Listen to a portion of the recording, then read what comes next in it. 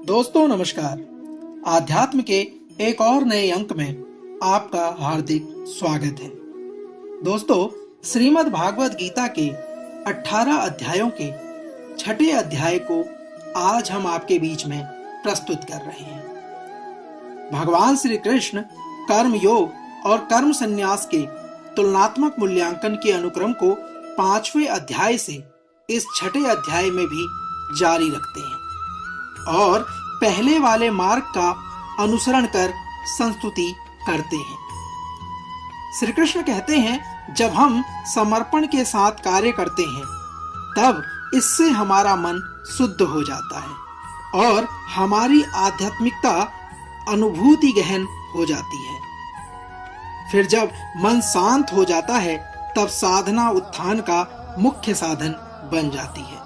ध्यान के द्वारा योगी मन को वश में करने का प्रयास करते हैं, क्योंकि अप्रेक्षित मन हमारा सबसे बुरा शत्रु है और प्रशिक्षित मन हमारा प्रिय मित्र। भगवान श्री कृष्ण अर्जुन को सावधान करते हैं कि कठोर तप में लीन रहने से कोई सफलता प्राप्त नहीं कर सकता और इसलिए मनुष्य को अपने खान पान, कार्यकलापों, अमोद प्रमोद और निंद्रा को संतुलित रखना चाहिए।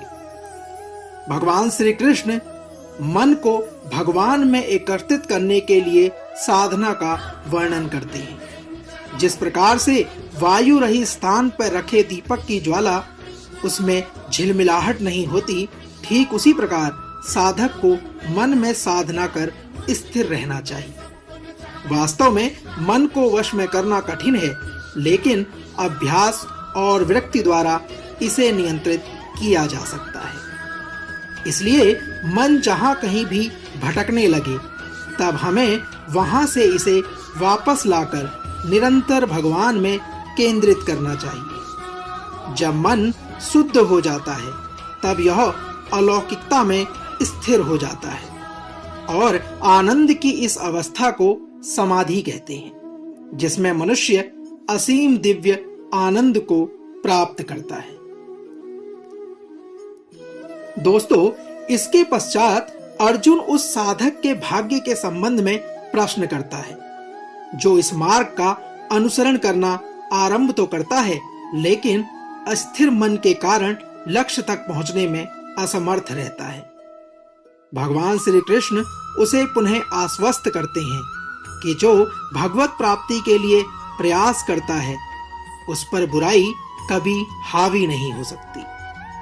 भगवान सदैव पूर्व जन्मों से संचित हमारे आध्यात्मिक गुणों का लेखा जोखा रखते हैं और अगले जन्म में उस ज्ञान को पुनः जागृत करते हैं, ताकि हमें अपनी यात्रा को जहां से छोड़ा था हम उसे पुनः वहीं से आगे जारी रख सकें। दोस्तों, अनेक पूर्व जन्मों से अर्जित पुण्यों और गुणों के साथ योगी अपने वर्तमान जीवन में भगवान तक पहुंचने में समर्थ हो सकता है। इस अध्याय का समापन इस उद्घोषणा के साथ होता है कि इस अध्याय में योगी भगवान के साथ एकत्रित होने का प्रयास करता है, इसलिए वह तपस्वी, ज्ञानी और कर्म कांडों का पालन करने वाला कर्मी से भी श्रेष्ठ होता है। तो आइए प्रारंभ करते हैं श्रीमद् भागवत गीता का छठा अध्याय, जिसका नाम है ध्यान योग। जी हाँ, भगवान श्री कृष्ण छठे अध्याय में अर्जुन को ध्यान की महत्वता के बारे में बता रहे हैं। तो आइए प्रारंभ करते हैं। भगवान श्री कृष्ण कहते हैं, वे मनुष्य जो कर्म फल की कामना से रहित होकर अपने नियत कर्मों का पालन करते हैं, वे वास्तव में सन्यासी और योगी होते हैं, ना कि वे जो अग्निहोत्र यज्ञ संपन्न नहीं करते, अर्थात अग्नि नहीं जलाते और शारीरिक कर्म नहीं करते। जिसे सन्यास के रूप में जाना जाता है वह योग से भिन्न नहीं है। कोई भी सांसारिक कामनाओं का त्याग किए बिना सन्यासी नहीं बन सकता।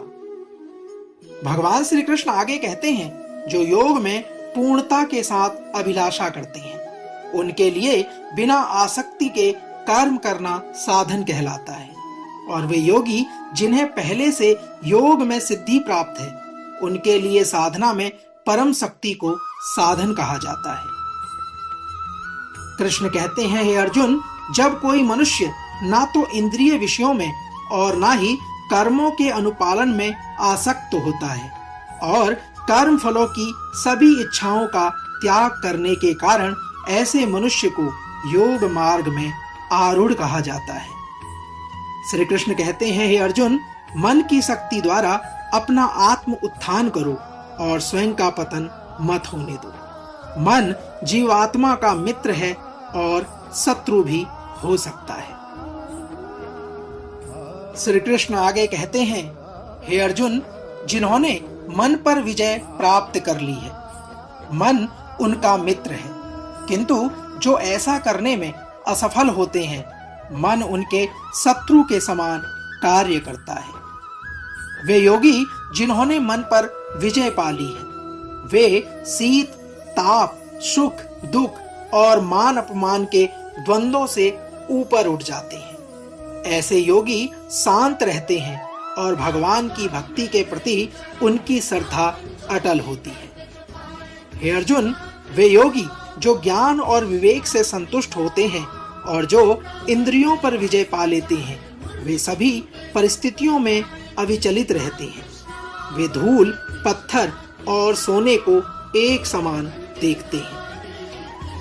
हे पार्थ, योगी शुभ चिंतकों, मित्रों, शत्रुओं, पुण्यात्माओं और पापियों को निष्पक्ष होकर समान भाव से देखते हैं। इस प्रकार जो योगी मित्र, सहयोगी, शत्रु को समदृष्टि से देखते हैं और शत्रुओं एवं सगे संबंधियों के प्रति तटस्थ रहते हैं तथा पुण्यात्माओं और पापियों के बीच निष्पक्ष रहते हैं, वे मनुष्यों के मध्य वशिष्ठ माने जाते हैं। श्री कृष्ण आगे अर्जुन से कहते हैं, योग की अवस्था प्राप्त करने के इच्छुक साधकों को चाहिए कि वो एकांत स्थान में रहें और मन एवं शरीर को नियंत्रित कर निरंतर भगवान के चिंतन में लीन रहें तथा समस्त कामनाओं और सुखों का संग्रह करने से मुक्त रहें। योगाभ्यास के लिए स्वच्छ स्थान पर भूमि पर कुसा बिछाकर उसे मृगछाला से ढककर और उसके ऊपर वस्त्र बिछाना चाहिए। आसन बहुत ऊंचा या नीचा नहीं होना चाहिए। कृष्ण कहते हैं, योगी को उस आसन पर दृढ़ता पूर्वक बैठ जाना चाहिए और मन को शुद्ध करने के लिए सभी प्रकार के विचारों तथा क्रियाओं को नियंत्रित कर मन को एक बिंदु पर स्थिर करते हुए साधना करनी चाहिए। उसे शरीर, गर्दन और सिर को सीधा रखते हुए और आंखों को बिना हिलाए नासिका के अग्र भाग पर दृष्टि स्थिर करनी चाहिए। इस प्रकार शांत, भयरहित और अविचलित मन से ब्रह्मचर्य की प्रतिज्ञा में निष्ठ होकर उस प्रबुद्ध योगी को मन से मेरा चिंतन करना और केवल मुझे ही अपना परम लक्ष्य मानना चाहिए। इस प्रकार मन को संयमित रखने वाला योगी मन को निरंतर मुझ में तल्लीन कर निर्वाण प्राप्त करता है और मुझ में स्थिर होकर परम शांति को पाता है। कृष्ण कहते हैं, हे अर्जुन, जो लोग बहुत अधिक भोजन ग्रहण करते हैं या अल्प भोजन ग्रहण करते हैं, बहुत अधिक या कम नींद लेते हैं, वे कभी भी योग में सफल नहीं हो सकते। श्री कृष्ण आगे कहते हैं, हे अर्जुन, जो व्यक्ति आहार और आमोद प्रमोद को संयमित रखते हैं, कर्म को संतुलित रखते हैं और निंद्रा पर नियंत्रण रखते हैं, वे योग का अभ्यास कर अपने दुखों को कम कर सकते हैं। पूर्ण रूप से अनुशासित होकर जो अपने मन को स्वार्थों एवं लालसाओं से हटाना सीख लेता है और इसे अपनी आत्मा के सर्वोत्कृष्ट लाभ में लगा देता है, ऐसे मनुष्यों को योग में स्थित कहा जा सकता है और वे सभी प्रकार की इंद्रिय लालसाओं से मुक्त होते हैं। हे अर्जुन, जिस प्रकार वायु रहित स्थान में दीपक की ज्योति झिलमिलाहट नहीं करती, उसी प्रकार से संयमित मन वाला योगी आत्मचिंतन में स्थिर रहता है। श्री कृष्ण आगे अर्जुन से कहते हैं कि जब मन भौतिक क्रियाओं से दूर हटकर योग के अभ्यास से स्थिर हो जाता है, तब योगी शुद्ध मन से आत्म तत्व को देख सकता है और आंतरिक आनंद में मग्न हो सकता है। श्री कृष्ण कहते हैं, योग में चरम आनंद की अवस्था को समाधि कहते हैं, जिसमें मनुष्य असीम दिव्य आनंद प्राप्त करता है और इसमें स्थित मनुष्य परम सत्य के पद से विपत नहीं होता। श्री कृष्ण आगे कहते हैं, ऐसी अवस्था प्राप्त कर कोई और कुछ श्रेष्ठ पाने की इच्छा नहीं करता। ऐसी सिद्धि प्राप्त कर कोई मनुष्य बड़ी से बड़ी आपदाओं में विचलित नहीं होता। दुख के संयोग और वियोग की अवस्था को योग के रूप में जाना जाता है। इस योग का दृढ़ता पूर्वक कृत संकल्प करने से सब निराशा से मुक्त होकर पालन करना चाहिए। हे पार्थ, संसार के चिंतन से उठने वाली सभी इच्छाओं का पूर्ण रूप से त्याग कर हमें मन द्वारा इंद्रियों पर सभी ओर से अंकुश लगाना चाहिए। फिर धीरे धीरे निश्चयात्मक बुद्धि के साथ मन केवल भगवान में स्थिर हो जाएगा और भगवान के अतिरिक्त हमारा मन कुछ नहीं सोचेगा। भगवान आगे कहते हैं, हे अर्जुन, जब और जहां भी मन बेचैन और अस्थिर होकर भटकने लगे, तब उसे वापस लाकर स्थिर करते हुए भगवान की ओर केंद्रित करना चाहिए। भगवान श्री कृष्ण अर्जुन से कहते हैं, जिस योगी का मन शांत हो जाता है और जिसकी वासनाएं वश में हो जाती हैं एवं जो निष्पाप है तथा जो प्रत्येक वस्तु का संबंध भगवान के साथ जोड़कर देखता है, उसे अलौकिक आनंद प्राप्त होता है। इस प्रकार आत्म संयमी योगी आत्मा को भगवान में एकीकृत कर भौतिक कलमश से मुक्त हो जाता है और निरंतर परमेश्वर में तल्लीन होकर उसकी दिव्य प्रेममयी भक्ति परम सुख को वो प्राप्त कर लेता है। हे अर्जुन, सच्चा योगी अपनी चेतना को भगवान के साथ एकीकृत कर समान दृष्टि से सभी जीवों में भगवान और भगवान को सभी जीवों में देखता है। कृष्ण कहते हैं, हे पार्थ, वे जो मुझे सर्वत्र और प्रत्येक वस्तु में देखते हैं, मैं उनके लिए कभी अदृश्य नहीं होता और वे मेरे लिए कभी अदृश्य नहीं होते। जो योगी मुझ में एक निष्ठ हो जाता है और परमात्मा के रूप में सभी प्राणियों में मुझे देखकर श्रद्धा पूर्वक मेरी भक्ति करता है, वह सभी प्रकार के कर्म करता हुआ भी केवल मुझ में स्थित हो जाता है। भगवान श्री कृष्ण कहते हैं, हे अर्जुन, मैं उन पूर्ण सिद्ध योगियों का सम्मान करता हूँ जो सभी जीवों में वास्तविक समानता के दर्शन करते हैं और दूसरों के सुख और दुख के प्रति ऐसी प्रतिक्रिया व्यक्त करते हैं जैसे कि वे अपने ही हों। भगवान श्री कृष्ण से अर्जुन प्रश्न करते हैं।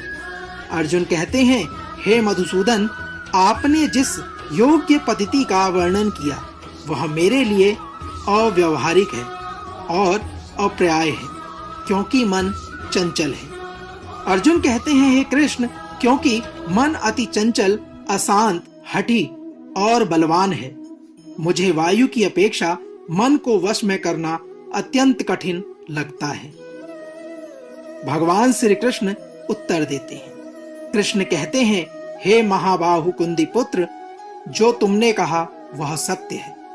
मन को नियंत्रित करना वास्तव में बहुत ही कठिन कार्य है, किंतु निरंतर अभ्यास और विरक्ति द्वारा इसे नियंत्रित किया जा सकता है।